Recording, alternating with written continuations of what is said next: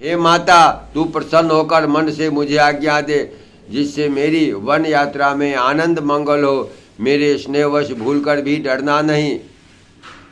हे माता, तेरी कृपा से आनंद ही आनंद होगा। 14 वर्ष वन में रहकर पिताजी के वचन को सत्य कर फिर लौटकर तेरे चरणों का दर्शन करूँगा।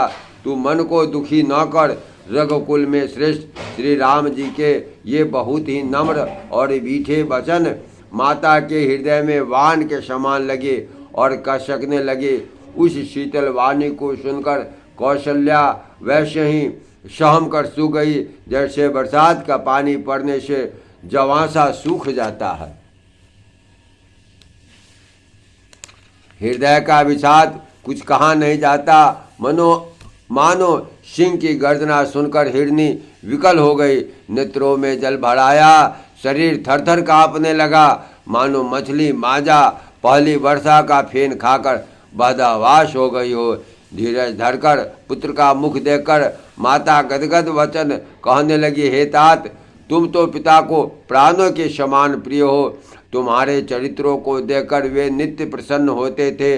राज देने के लिए उन्होंने ही शुभ दिन शोधवाया था, फिर अब किस अपराध से वन जाने को कहा। हे तात, मुझे इसका कारण सुनाओ। रघुवंश रूपी वन को जलाने के लिए अग्नि कौन हो गया? तब श्री रामचंद्र जी का रुख देकर मंत्री के पुत्र ने सब कारण समझा कर कहा। उस प्रसंग को सुनकर वे गूंगी जैसे चुप रह गई।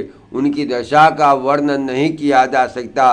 न रख ही सकती थी, न यह कह सकती थी कि वन चले जाओ। दोनों ही प्रकार से हृदय में बड़ा भारी संताप हो रहा है।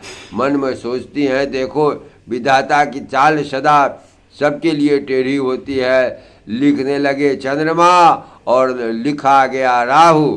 धर्म और स्नेह दोनों ने कौशल्या जी की बुद्धि को घेर लिया। उनकी दशा सांप सुचिंदर सी हो गई। वे सोचने लगी, यदि मैं हट करके पुत्र को रख लेती हूँ तो धर्म जाता है और भाइयों में विरोध होता है, और यदि वन जाने को कहते हूँ तो बड़ी हानि होती है। इस प्रकार धर्म संकट में पड़कर रानी विशेष रूप से सोच के वश हो गई। फिर बुद्धिमती कौशल्या जी स्त्री धर्म पातिव्रत धर्म को समझकर और राम और भरत दोनों पुत्रों को समान जानकर